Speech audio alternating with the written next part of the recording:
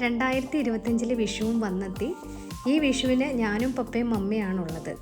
അപ്പോൾ ഞങ്ങളെല്ലാവരും തീരുമാനിച്ചു നമുക്ക് സദ്യയ്ക്ക് വേണ്ടിയിട്ടുള്ള പച്ചക്കറികളൊക്കെ മാക്സിമം വീട്ടിൽ നിന്ന് തന്നെ ഉള്ളത് കളക്ട് ചെയ്യാമെന്ന് വിചാരിച്ചു. അപ്പോൾ മമ്മിയും പറഞ്ഞു എത്രയുണ്ടെന്ന് നമുക്ക് നോക്കാമല്ലോ, നമ്മുടെ പച്ചക്കറിയൊക്കെ എത്രയുണ്ടെന്ന് നോക്കാമല്ലോ എന്ന് പറഞ്ഞ് ഫസ്റ്റ് തന്നെ ടെറസിൻ്റെ മേലെയുള്ള പച്ചക്കറിയാണ് ഞങ്ങൾ ആദ്യം പറിക്കാൻ എത്തിയത്. അവിടെ മുരിങ്ങയും കോവയ്ക്കയും ഒക്കെ മേലെയാണ് കേട്ടോ ഉള്ളത്.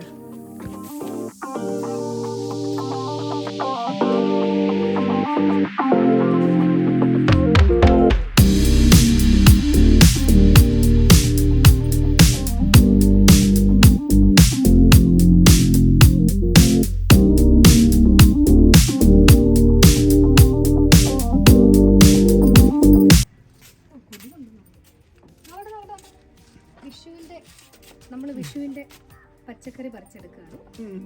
ഇതോ ഇനി നമുക്ക് താഴെ ഉണ്ട്, ഇഷ്ടം പോലെ ഉണ്ട്. 2-3 പയറ്, പിന്നെ തമ്മി കോവയ്ക്ക. അപ്പോൾ നമ്മൾ ഇനി താഴേക്ക് പോവാണ് അടുത്ത പച്ചക്കറി കറിയാണ്. വയു കാണിച്ചപ്പോൾ നമ്മൾ പറിച്ച പടവലങ്ങ.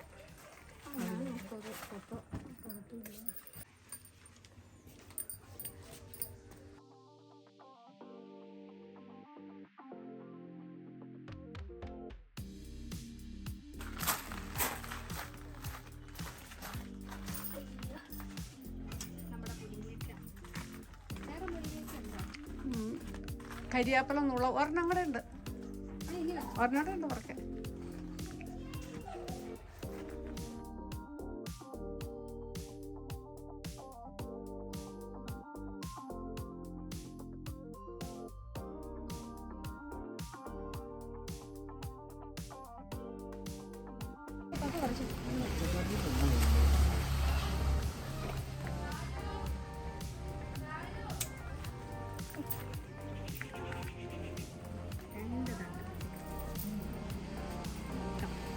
അടുത്തേക്ക് പോവാം.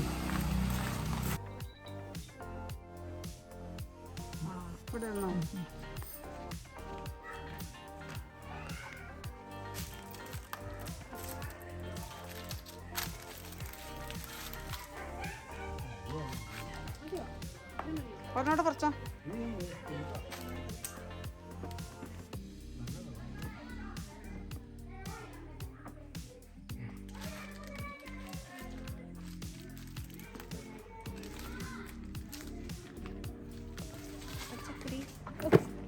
കിട്ടി നമുക്ക് ഒരു 2 ടൈപ്പ് വഴുതനങ്ങ.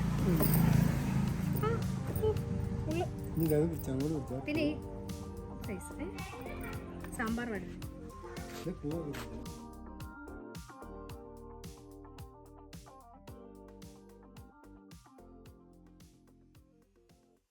പച്ചക്കറി മേടിച്ചു വരുമ്പോഴത്തേക്ക് ഇപ്പോഴത്തെ സമയത്ത് വരെ ഇത് മതിയോ?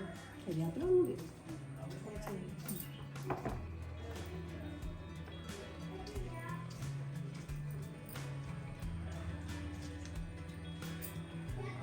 ഇത് പുറം ഇങ്ങനെ ഇരിക്കുന്നുള്ളൂ, ഉള്ളിൽ നല്ല പച്ചയാണ്, നല്ല വെന്തല്ലേ, പറക്കാൻ അല്ലോ മൂത്ത് പോയതല്ലേ കുഞ്ഞിപ്പറവ ആവശ്യത്തിന് നമുക്ക് കറക്റ്റ് അവൈലബിൾ. മുള്ളുണ്ട് കേട്ടോ, കയ്യിൽ വെച്ചിട്ട്. ഈ വഴുതനയാണ് സ്വാദ് കൂടുതലുള്ളത്. ഇത് സാമ്പാറിന്. ഓക്കെ, അപ്പോൾ നമ്മുടെ വിഷുവിൻ്റെ പച്ചക്കറി എല്ലാം വീട്ടിൽ നിന്നുള്ളതായി. ഇനി നമുക്ക് എന്തൊക്കെ പണിയുണ്ട് ഉമ്മി? തുടയ്ക്കണം, ക്ലീൻ ചെയ്യണം, വിഷുവിൻ്റെ സാധനങ്ങൾ എടുത്ത് വെക്കണം, കണി ഒഴിക്കാനുള്ള അല്ലേ, ഇഞ്ചിക്കറി വെക്കണം, പിന്നെന്താണ് ഉണ്ണിയപ്പം ഉണ്ടാക്കണം. കാവർത്തുണ്ടോ? നമുക്ക് കാവർത്തുണ്ട്, വറുത്ത് വെച്ചിട്ടുണ്ട്, അവലോസോടി വറുത്ത് വെച്ചിട്ടുണ്ട്. അവലോസോടി വേണ്ട വിഷുവിന്. സമയമില്ല, സമയം പോകണം, നമുക്ക് അടുത്ത പണിയിലേക്ക് കിടക്കാം. പെട്ടെന്ന് കുറച്ച് പാനി കൊടുത്തിരിച്ച് വെച്ച് കണി ഒരുക്കാനുള്ള എല്ലാ സാധനങ്ങളും മമ്മി അതിൻ്റെ കണ്ണിൽ പോയി മാറ്റണം.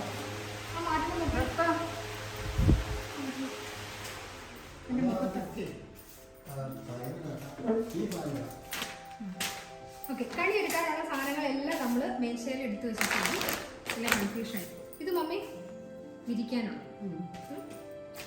ഇത് ഉണക്കല്. ഇനി ഇതിൻ്റെ ആവശ്യമുണ്ടോ? വേണോ? ആയിരിക്കട്ടെ. നെല്ല് കിട്ടിയിട്ടില്ല. ആ നെല്ല് വേണ്ട. ഇത് മഞ്ഞപ്പെട്ട് വിരിച്ചിട്ട് വേണം കൃഷ്ണനെ റെഡിയാക്കാൻ. കൃഷ്ണൻ റെഡിയാക്കാം.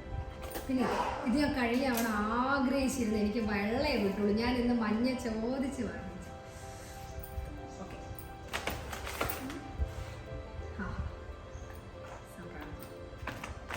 പിന്നെ വെള്ളം ഇത്രയും സാധനം. ഇതിവിടെ ഇരിക്കട്ടെ. വേറെ എന്തൊക്കെയാണ്?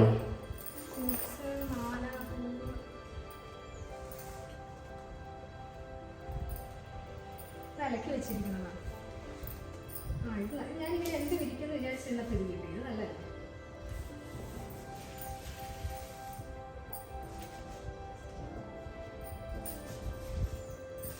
ഫ്രൂട്ട്സും കൂടെ എടുത്ത് വെക്കണമല്ലേ?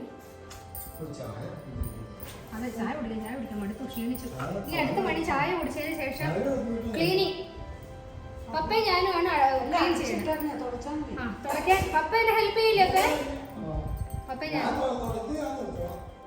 ഹെൽപ്പ് ചെയ്യാം. പിന്നെ സ്റ്റേബിളും കയറ്റണം, ടേബിളും കൊണ്ട് എടുത്ത് മാറ്റണം. കുളിച്ചിട്ട് ചെയ്യാമല്ലേ മീ? ഇതൊക്കെ തുടച്ച് കഴിഞ്ഞിട്ട് കുളിക്കാം.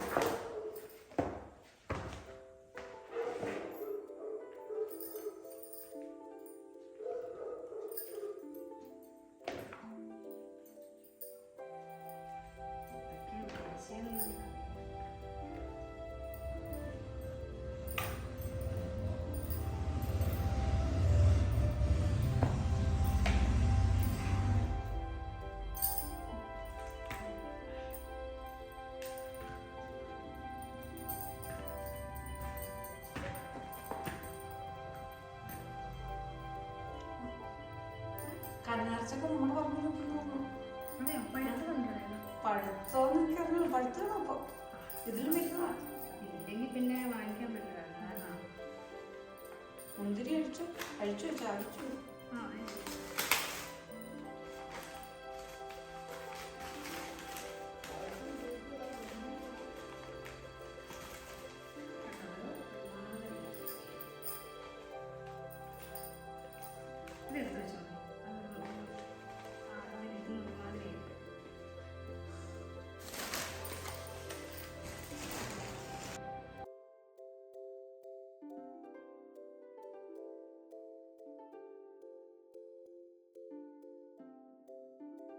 അപ്പോൾ ഇനിയാണ് കേട്ടോ ശരിക്കുള്ള ജോലി തുടങ്ങുന്നത്. വീടെല്ലാം ഫുള്ള് അടിച്ച് തുടച്ച് വൃത്തിയാക്കണം കണി ഒരുക്കാൻ വേണ്ടി. ഇപ്പോൾ ഏകദേശം വൈകുന്നേരമായി. ഉച്ചയ്ക്ക് ഞങ്ങൾ ഇറങ്ങിയതായിരുന്നു പച്ചക്കറിയൊക്കെ പറിക്കാൻ വേണ്ടി. അപ്പോൾ കണി ഒരുക്കാനുള്ള സാധനങ്ങളെല്ലാം ഒരു വശത്ത് റെഡിയാക്കി. ഇനി എല്ലായിടത്തും അടിച്ച് തുടച്ച് വൃത്തിയാക്കിയിട്ട് വേണം കുളിച്ച് വന്ന് ബാക്കിയുള്ള കാര്യങ്ങൾ ചെയ്യാൻ വേണ്ടി.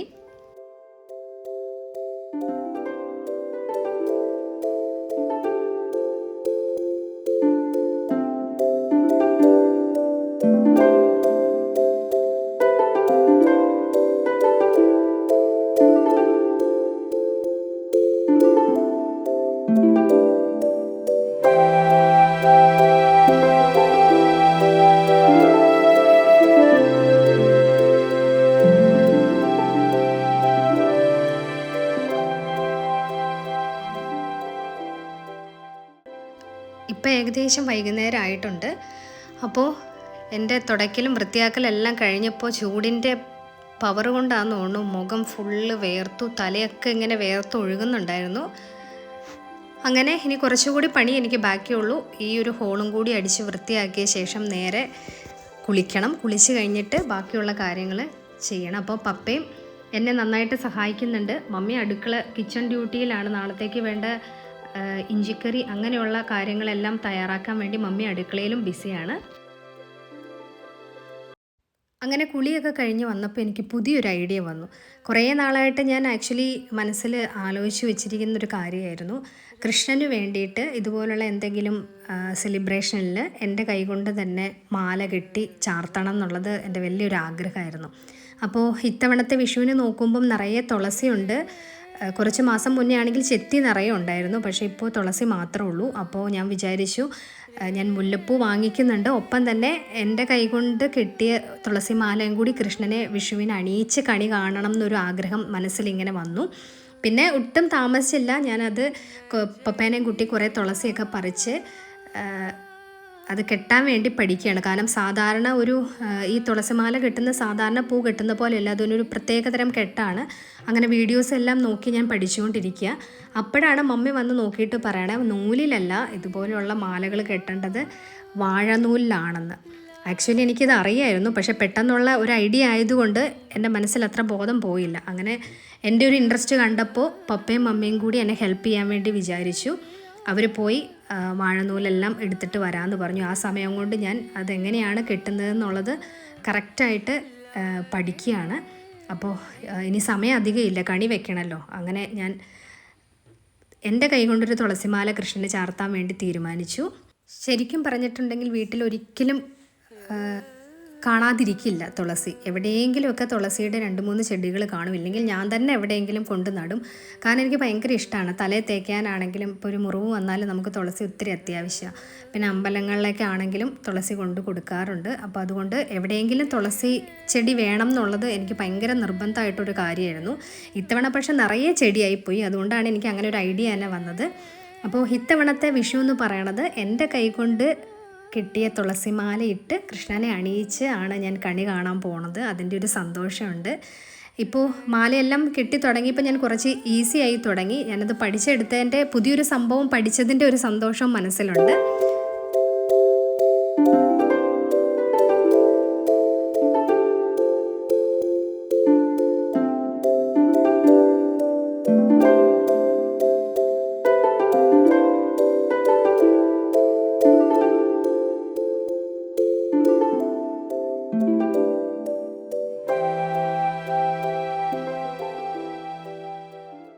അങ്ങനെ തുളസിമാല റെഡിയായി കേട്ടോ. ഞാൻ ഉദ്ദേശിച്ചതിലും ചെറിയൊരു മാലയാണ് എനിക്ക് കെട്ടാൻ പറ്റിയത്. തുളസി കുറേ ഉണ്ടെങ്കിലും കെട്ടി വന്നപ്പോൾ ചെറിയ മാലയെ, പക്ഷേ എങ്കിലും ഞാൻ സന്തോഷത്തിലായിരുന്നു. അപ്പോൾ എല്ലാ തവണയും പോലെ കഴിഞ്ഞൊരു 2 വർഷമായിട്ട് ഞാൻ തന്നെയാണ് വിഷു കണി വെക്കുന്നത്. അപ്പോൾ എല്ലാ തവണയും ഒരു ടേബിളിലാണ് വെച്ചുകൊണ്ടിരുന്നത്. അപ്പോൾ മമ്മി പറഞ്ഞു നിലത്ത് വെച്ചേച്ച് മതി ഇത്തവണ, അങ്ങനെയാണ് ചെയ്യേണ്ടതെന്ന് പറഞ്ഞു. അപ്പോൾ അതുകൊണ്ട് പ്രത്യേകം മഞ്ഞ പട്ടെല്ലാം വാങ്ങിച്ച് അതിലാണ് കൃഷ്ണനെ വെക്കാൻ വേണ്ടി ഞാൻ തീരുമാനിച്ചിരിക്കുന്നത്.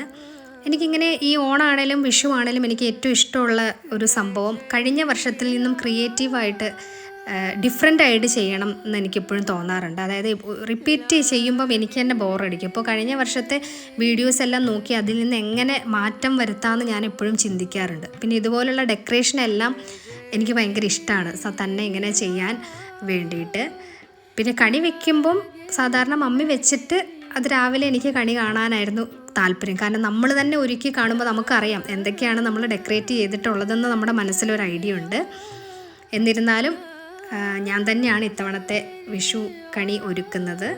പിന്നെ ഇത്തവണത്തെ 2025 വിഷുക്കണി ദർശനം എന്ന് പറയുന്നത് 3:30 മുതൽ 4:30 വരെയാണ് പുലർച്ചെ സമയം പറഞ്ഞിരിക്കുന്നത്. അപ്പോൾ അതുകൊണ്ട് ഒരു 10-11 മണിക്കുള്ളിൽ തന്നെ എനിക്ക് കിടന്നുറങ്ങണം. പിന്നെ നമുക്ക് ഉറങ്ങാൻ ഒത്തിരി സമയമില്ല, രാവിലെ പുലർച്ചെ തന്നെ എഴുന്നേക്കണതുണ്ട്. ഞാൻ ആദ്യമായിട്ടാണ് അത്രയും ഒരു സമയത്ത് അത്രയും ഏർലി ആയിട്ട് എഴുന്നേക്കാൻ പോണത്. അപ്പോൾ അലാറമൊക്കെ വെച്ചില്ലെങ്കിൽ എൻ്റെ സമയമെല്ലാം തെറ്റും.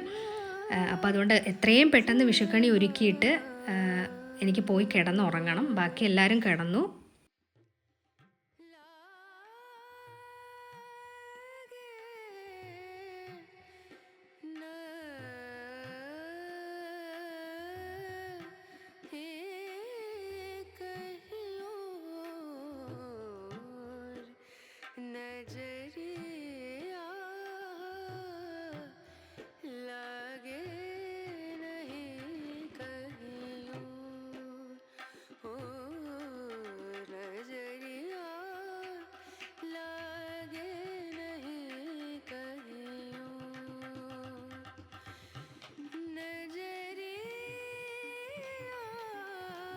അങ്ങനെ ഐശ്വര്യപൂർവ്വം രാവിലെ തന്നെ എഴുന്നേറ്റ് കണ്ണ് തുറന്ന് ആദ്യം കാണുന്നത് ചിരിച്ചു നിൽക്കുന്ന കൃഷ്ണൻ്റെ മനോഹരമായിട്ടുള്ള രൂപമായിരുന്നു. എല്ലാ വർഷവും ഇതുപോലെ നല്ല ദിവസം തരണേന്ന് ഞാൻ മനസ്സറിഞ്ഞ് പ്രാർത്ഥിച്ചിട്ടുണ്ട് കൃഷ്ണനോട്.